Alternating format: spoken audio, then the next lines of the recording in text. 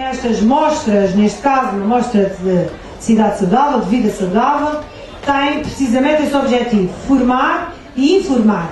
As pessoas precisam de saber o que é melhor para a sua saúde e precisam também de se formar nessas áreas de modo a transmitir isso e a terem hábitos de vida saudáveis. Em última análise, é isso que nós desejamos.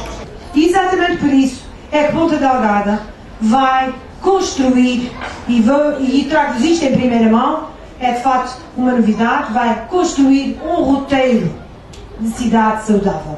Um roteiro com todos os espaços devidamente identificados, onde se pode praticar desporto, onde se pode ter espaços de lazer, onde as pessoas possam desfrutar de um ambiente saudável. E esse roteiro ficará disponível como informação a todos os que aqui residem, porque todos temos direito a usufruir das belezas e das condições boas na nossa terra, mas também ficará disponível para o turismo em todas as agências de viagem, hotéis e outras empresas ligadas ao turismo, para quem nos visite saber onde é que pode praticar desporto, onde é que pode usufruir de um bom ambiente, de um ambiente saudável.